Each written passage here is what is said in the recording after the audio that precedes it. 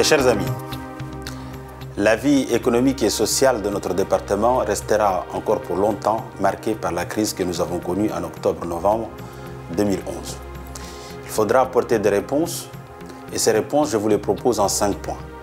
Il s'agira dans un premier temps tout d'abord de réussir la rupéisation qu'avait prescrit l'ancien gouvernement et l'ancienne majorité, faire en sorte que Mayotte intègre cette rupéisation dans un seul but, de permettre d'une part que Mayotte s'affirme mieux au plan international, mais en même temps qu'elle ait les moyens de poursuivre son développement dont il a besoin demain. Il s'agira enfin de faire en sorte que toutes les lois de la République qui sont publiées, qui sont en vigueur avant la départementalisation, soient étendues ici. Il en va aussi de l'intérêt du développement, notamment du droit social à Mayotte. Le défi de la rupéisation de Mayotte est à relever ensemble. Je connais parfaitement ce dossier pour l'avoir suivi depuis 2002. La rupéisation dont je parlais va permettre de doter Mayotte de moyens financiers importants nécessaires au développement de notre économie. Développement endogène dans l'agriculture, dans la pêche, dans l'artisanat, dans l'aquaculture, dans l'exploitation et la valorisation de la mer, qui est une richesse importante pour l'avenir de ce territoire, mais aussi pour relancer les grands travaux dans le domaine de maritime, avec l'extension du port en eau profonde de Longoni, les routes pour permettre un accès plus facile vers Mamoudzou, mais surtout la réalisation de la piste longue et le pont qui relie Dzaoudzi et Mamoudzou, parce que le système de barge aujourd'hui a atteint ses limites. Je crois que c'est par ce biais-là d'infrastructures générales qui permettent un développement que nous réussirons derrière ça à mobiliser les éléments pour l'emploi de demain.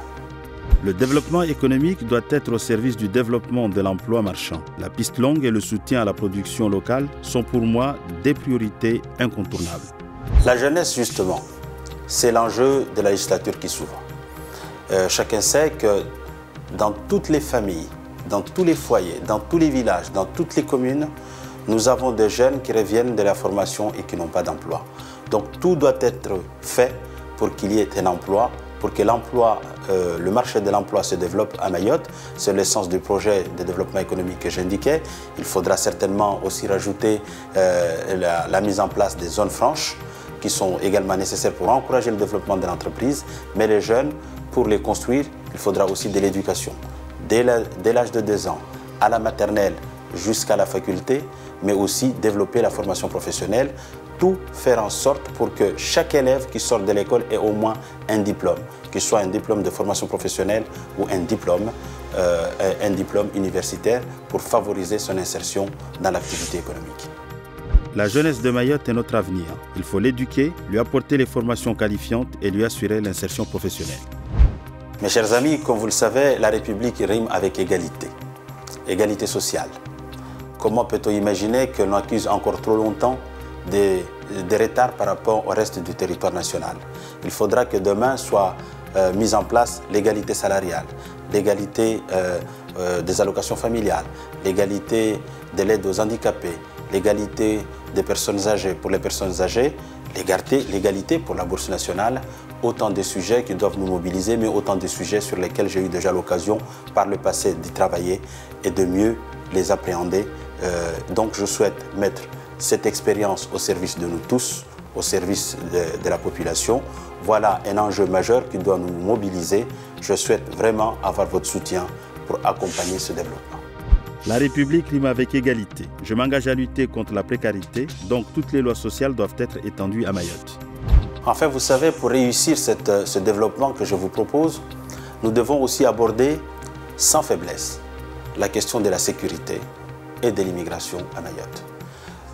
Comme vous le savez, Mayotte aujourd'hui comprend, notamment dans la zone urbaine, plus de populations d'origine clandestine, je parle bien pas d'immigrés, mais d'origine clandestine, que de populations en situation régulière.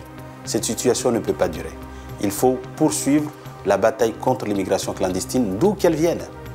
Mais en même temps aussi, il faut tout faire pour lutter contre l'insécurité dans les écoles, dans les maisons, dans les rues, partout. Il faudra que nous mobilisions pour que enfin Mayotte connaisse la paix, la sécurité. Il en va de l'intérêt du développement de ce territoire. Sans sécurité, il ne peut y avoir de développement durable. Ma priorité, combattre la délinquance et renforcer les moyens de lutte contre l'immigration clandestine.